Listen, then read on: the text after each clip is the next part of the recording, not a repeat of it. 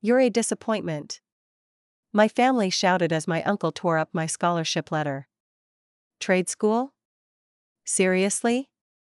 You're throwing your life away. I picked up the shreds without a word.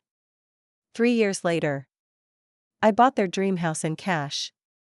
My family always pushed for a successful path: college, prestige, status. When I chose trade school, they mocked me, and my uncle literally tore up my full-ride scholarship letter in front of everyone. I walked away from that life without saying a word. 3 years later, I own a thriving auto shop and just bought their dream home.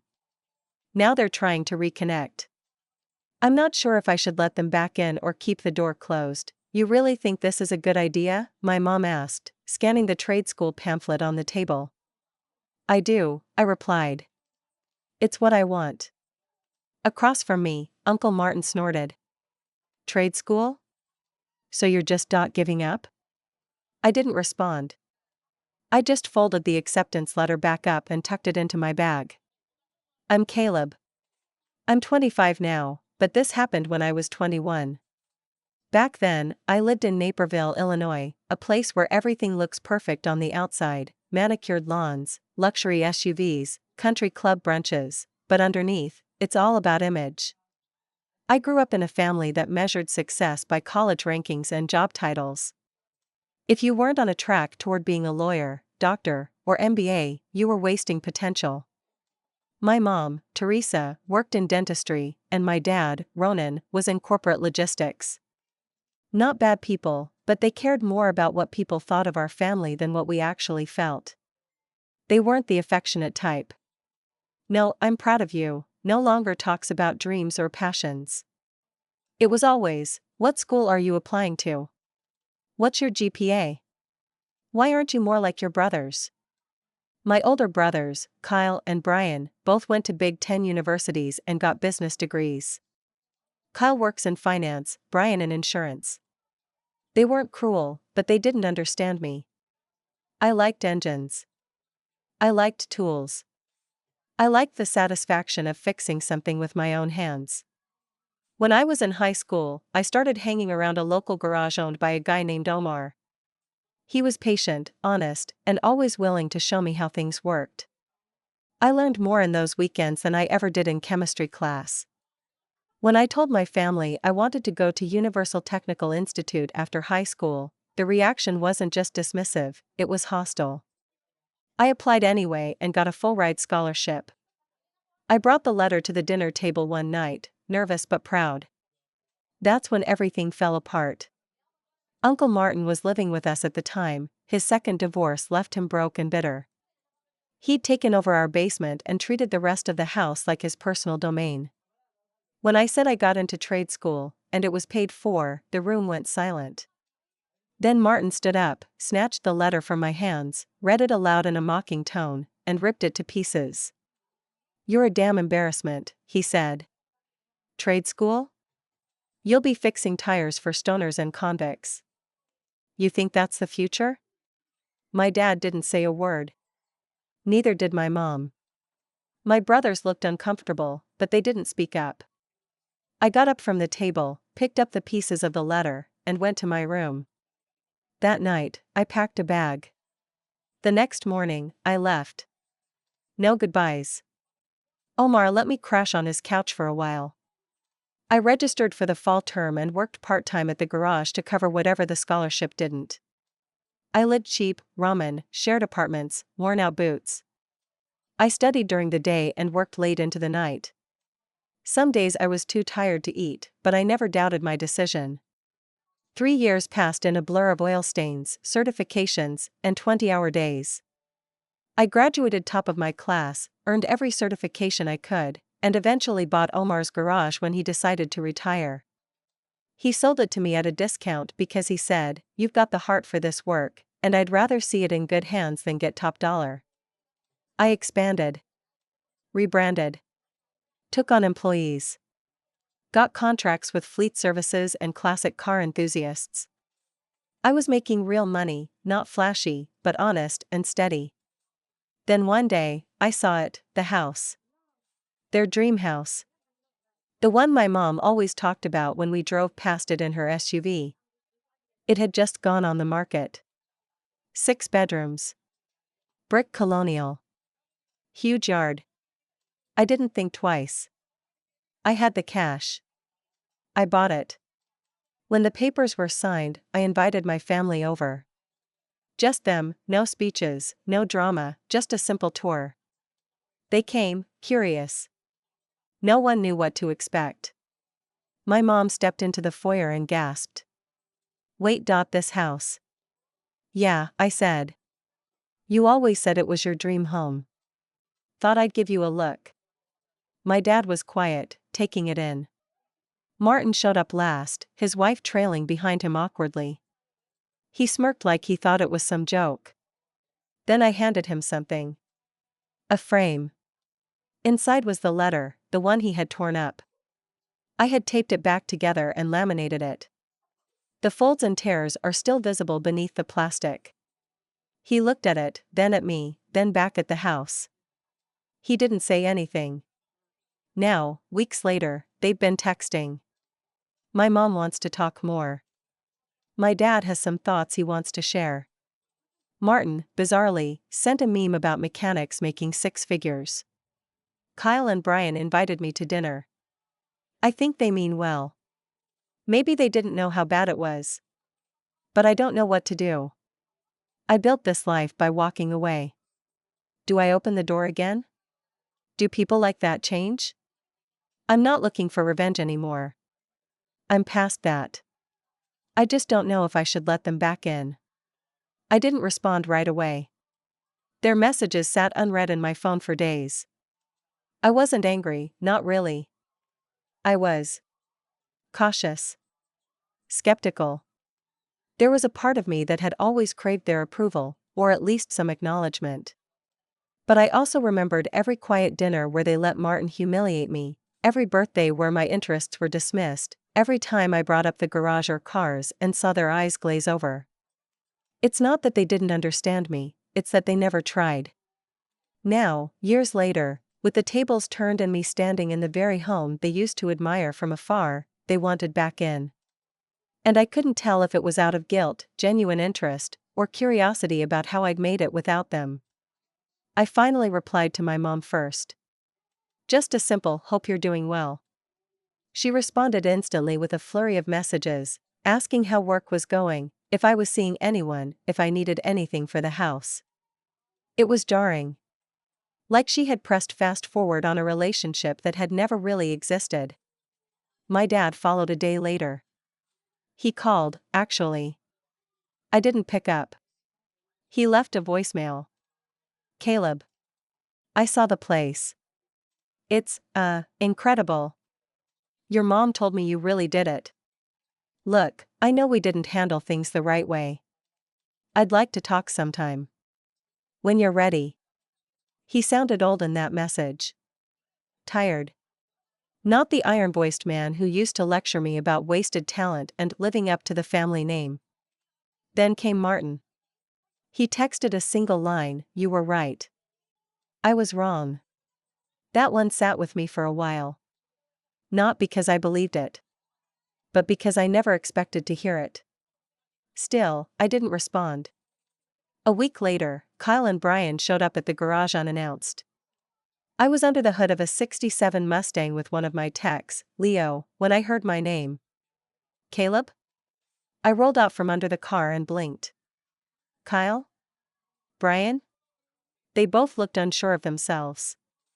Dressed in their usual business casual get-ups, like they'd come straight from a conference call. Kyle smiled awkwardly. "We were in the area. Figured we'd drop by." I wiped my hands and nodded. "Sure. Come in." We sat in my office, which still smelled faintly of fresh paint and motor oil. Brian looked around like he was seeing it for the first time. "This is legit," he said. "Seriously, man. We didn't think. I mean, I don't think any of us really saw where this was going back then." "You were always quiet about it," Kyle added. "We just thought you were going through a phase." A phase that buys a 6-bedroom house, I guess, I said, not unkindly. They both laughed, but I was nervous. The kind of laughter that carries 100 unsaid things. We messed up, Brian said. I didn't realize how bad it got with Uncle Martin. I should have said something. Things in our family. We were taught to keep our heads down. Keep the peace. Yeah, Kyle said. I know it's late. But I'm proud of you, man. Really. I sat back in my chair and looked at them. For a moment, I saw the older brothers I used to follow around as a kid, back when I still thought I could earn their approval with enough straight A's and effort. Now, I didn't need it. But I appreciated the gesture. Thanks, I said. I'm proud of myself, too. They asked if I wanted to grab dinner sometime. I said maybe. Truthfully, I wasn't sure yet. But I told them I'd think about it. After they left, I walked the garage floor alone. My crew was finishing up for the day, laughing, wiping down tools, and putting things back in order. It was loud in that beautiful, busy way. I realized then that this place, this shop, this smell, this sweat and grease, was my home more than anywhere else had ever been. But still, the question nagged at me. How do you rebuild with people who never bothered to understand you in the first place? Can you? Or are some bridges only good for burning? I didn't have the answer yet. All I knew was that, for the first time, they weren't ignoring who I was. They just might be too late. I didn't rush to make any decisions. After Kyle and Brian visited the shop, I noticed their names popping up more often on my phone. A photo of Brian's new dog. Kyle forwarded me an article about classic car investment trends. Polite check-ins, nothing too deep, but consistent. It was weird, but not unwelcome. What struck me was how they never brought up the past. Not directly. No, we should have had your back, or sorry for staying silent. Just this unspoken attempt to start from scratch, like wiping off a dirty chalkboard without addressing who wrote on it. I could live with that for now. Small steps. My parents, though? That was more complicated. About 2 weeks after the garage visit, I agreed to meet them for lunch at a local place my mom used to love, Egg Harbor Cafe in downtown Naperville. I remembered sitting in those booths as a kid, squirming while she picked at her kale and egg whites, reminding me to sit up straight. When I walked in, she was already there, dressed in a soft gray sweater and clutching a glass of lemon water like it might break. My dad sat beside her, stiff, unreadable as ever.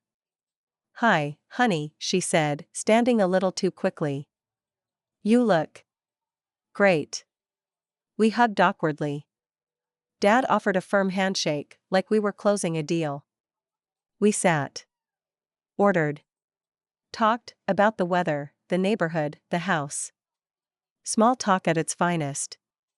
For 20 minutes, it felt like any other family in the place, if you squint hard enough. Then my mom sighed. Her fingers traced the condensation on her glass. I don't know how to say this without sounding ridiculous, but I didn't know how to be proud of you back then.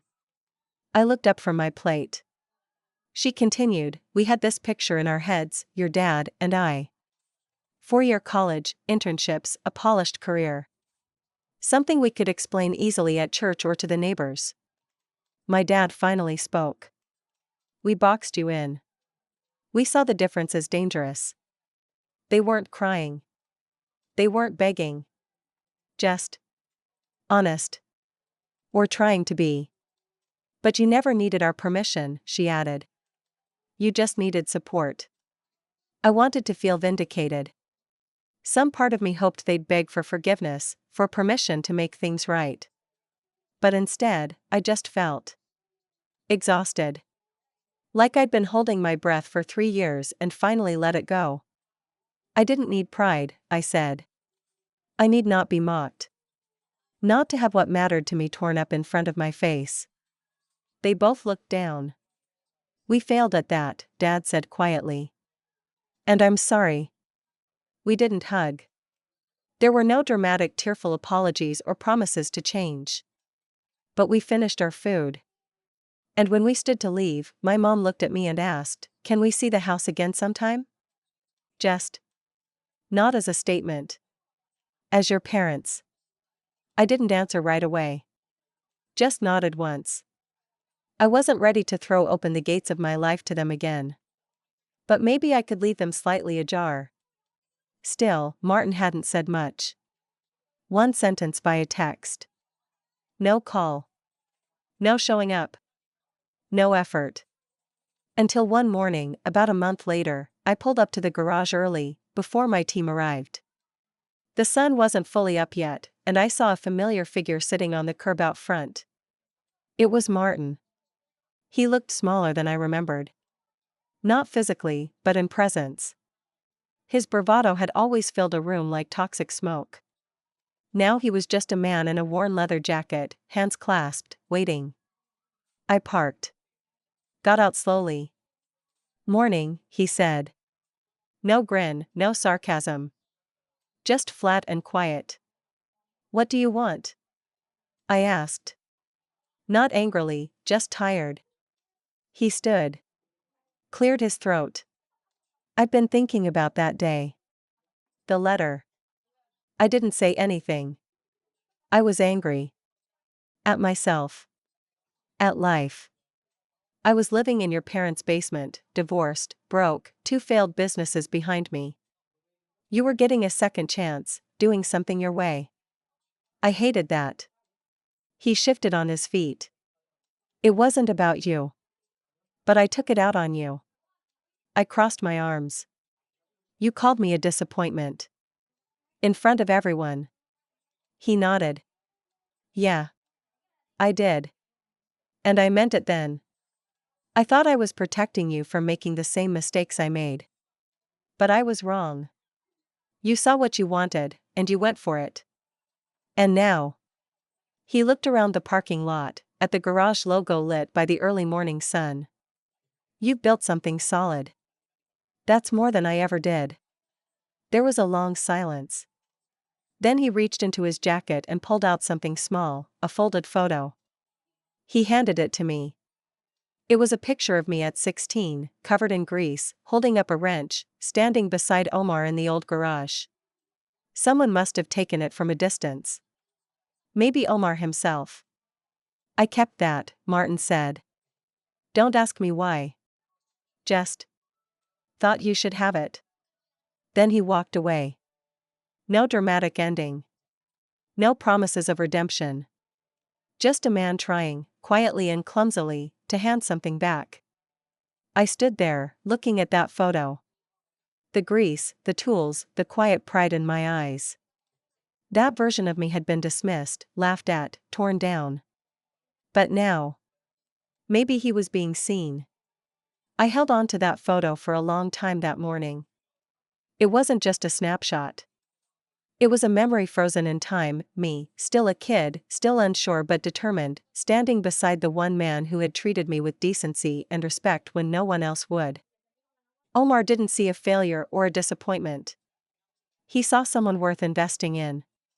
That photo reminded me that even if no one else saw it, I always had. I didn't chase after Martin. I didn't call out. I wasn't ready to bridge that gap yet. Maybe I never would be. But he came, and he sat, and he said something close to an apology. That was more than I ever expected from him. Later that afternoon, I tacked the photo on the corkboard in my office, right next to the laminated scholarship letter he tore up years earlier. Both mementos now hung as quiet proof of how far I'd come and what I'd carried to get there. Over the following weeks, I kept things steady. The shop was entering one of its busier seasons, people preparing their cars for the long Midwestern winter, snow tire installs, heater fixes, emergency tow-ins. My crew was solid, dependable, and I kept the rhythm going. Business helped. It gave me focus. But the house? That was another thing. When you live in a place as symbolic as that house was, you can't just live there. Every creak of the hardwood floors, every cabinet your mom used to admire, every window you cleaned on weekends with your dad's voice in your head about doing it right the first time, it brought everything back. And for weeks, it felt like the house wasn't really mine. Like I'd borrowed it from the fantasy they used to have. I'd moved in physically, yes, but emotionally? I was still living out of a duffel bag. Then one day, I stood in the empty living room with a cup of coffee and just stared out the big front window. The same window my mom always said had the perfect view of the sunset. And she was right, the light spilled through in gold and amber, casting long shadows on the walls. That night, I did something small but significant. I took down the generic artwork the previous owners had left, and hung up framed prints of classic cars. A few black and white photos of my crew. A blueprint of a 1970 Chevelle. Then I found one of Omar and me, cleaner, newer than the one Martin had given me, taken the day I officially signed the paperwork for the garage. Omar had his arm around my shoulder, grinning wide. I was holding the shop keys in one hand and a bottle of Gatorade in the other. We both looked tired but proud. Once the photos were up, I stood back and looked around. Now it felt like mine. That same weekend, I got a knock on the door. It was Kyle again. He held a 6-pack of craft beer and a pizza box. "No agenda," he said. "Just dinner." We sat on the back deck, another feature my mom used to fawn over, and ate straight from the box. He was quieter this time. No overcompensating energy, no trying too hard. "I meant what I said," he said eventually. "About being proud of you. I don't think we appreciated how much pressure you were under. Or how brave it was to walk away." I didn't respond right away. I wasn't sure how to. "It wasn't bravery," I finally said. "It was survival." Kyle nodded. "I think I understand that now. At least a little." He didn't stay long. Just enough to chat, share a few laughs, talk about work. Before leaving, he paused in the doorway and looked around the house again. "I get it," he said. "Why did you want this place?" I gave a small smile. "It's not really about the house." "Yeah. I know." And for the first time, I believed he actually did. A few days later, I got a call from my mom. She wanted to come over. Just her. No dad. No Martin. I agreed, cautiously. She showed up on a Saturday afternoon with a small potted plant in her arms. "I brought something for the kitchen," she said. I let her in. We sat at the table, same layout as the one in our old house, but different chairs, different lighting. New place, same memories. She ran her fingers along the edge of the table, then looked up. "You know, when you were little, you always talked about owning a shop," she said. "You'd come home from school and draw pictures of garages." I never thought to ask why. I laughed a little. Neither did anyone. She looked down, then up again. "I was scared. That if you didn't follow the same path as the others, you'd get left behind." I didn't think to ask what would make you happy. Her eyes started to water, but she didn't cry. Not fully. "Your father and I didn't know how to support what we didn't understand." That's not an excuse, but it's the truth. I nodded. I didn't know what to say. "I hope someday you'll let me be part of your life again. In a real way. No judgment. No pretending." I looked at her. At the woman who had stood silently that night Martin tore my future in half. And I saw something else now. Not malice. Not cruelty. Just fear, maybe. Misguided control. A woman who never knew how to embrace anything outside her carefully arranged world, and was now trying to, however late. "I'll think about it," I said. She nodded, stood, and let herself out. I watched her drive off from the kitchen window, the plant sitting quietly on the counter behind me. There was movement. Not resolution. Not forgiveness. Not yet. But something had shifted. The holidays rolled around sooner than I expected that year. Normally, I'd treat it like any other week. The garage stayed open for most of December since winter was our busiest time. People never realize how badly they need their car batteries and heating systems until it's already snowing sideways. But this year felt different. The tension with my family wasn't gone, but it wasn't heavy anymore. Like a scab that had stopped bleeding.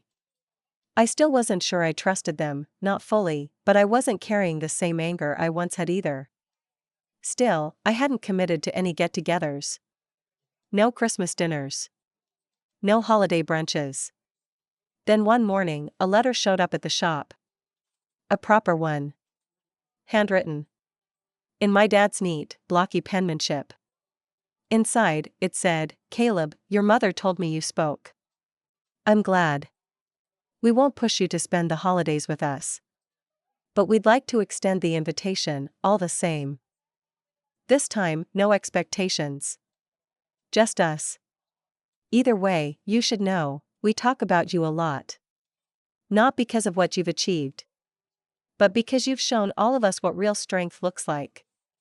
Dad, I folded the letter and tucked it away in my desk drawer. I didn't respond. Instead, I made my own plan. See, buying their dream house had been a personal milestone. But it was never just about the house. It was about proving that what they deemed throwing my life away was the very thing that allowed me to build a better life, on my own terms. I decided it was time they understood that. So I did something I'd thought about for a while but hadn't dared until then. I sent an invitation. Just a simple card, hand-delivered to my parents' house, Kyle and Brian's places, and even to Martin's. On it, there was no RSVP, no details. Just the date and time, December 24th, 6 p.m., followed by the address, their old dream house, my house. I didn't know if any of them would show. But they did. All of them. They arrived one by one, my parents first, followed by my brothers, then finally Martin, awkward and quiet. I greeted them at the door like a host welcoming strangers. I'd cooked, not fancy, but hearty. Roast chicken, potatoes, roasted Brussels sprouts. Stuff that filled the house with warmth. The living room was decked out. A tree in the corner, lights strung along the mantel, soft jazz playing in the background. Nothing over the top, just calm, clean, and real. We sat around the table, my table. Not the one from their house. Not the one where I'd been silenced and shamed. This one was built from reclaimed barn wood by a craftsman friend of mine. Solid. Heavy. Honest. I let them eat. Talk. Relax. Then, as dessert came out, a simple apple pie, I stood and tapped my glass gently. I wasn't sure if this was a good idea, I said. Bringing everyone here. They looked up. Silence fell. But I wanted you all to see something. Not just the house. Or the food. But this. I gestured around the table. This moment. This family. Whatever it is now. You didn't believe in me. Some of you tore me down when I needed support. Some of you stood by and let it happen. But I didn't invite you here to throw that in your face. I paused. I invited you here because I built this. All of this. Without your help. Without your approval. With the tools and skills you all thought were beneath me. Their faces were unreadable. A mix of guilt, awe, discomfort. I didn't bring you here for an apology. I brought you here to show you the view from the seat you told me I'd never earn. Then I walked into the other room and came back with something framed. The letter. The one Martin tore up. The one I had taped together, laminated, and hung in my office for years. Now, I had it professionally reprinted and matted in a thick black frame. I set it on the center of the table. Everyone stared at it. Martin's face turned a pale shade of red. I thought maybe it should sit here tonight, I said. So it can see what it paid for. He didn't say a word. But he didn't have to. The weight of that framed letter said everything I needed. The rest of the evening continued with an eerie politeness. Conversation softened. Compliments flowed, too many, maybe. My dad remarked about how comfortable the house was. My mom asked for my pie recipe. Kyle and Brian helped with dishes like we'd done it 100 times before. But the best part? The control, for once, was mine. The unspoken balance had shifted. Not in a cruel way, not to humiliate them or reverse the roles completely, but enough to let them feel it. To sit in it. To acknowledge it. They left slowly, each offering goodbyes and thanks. Martin was last. He looked at me like he wanted to say something. Maybe he would, someday. I closed the door behind them and stood alone in the foyer. No anger. No sadness. Just clarity. This wasn't revenge in the classic sense. No shouting matches. No slammed doors. No public takedowns. But it was closed. They finally saw me, not just the success, but the cost. And that was enough.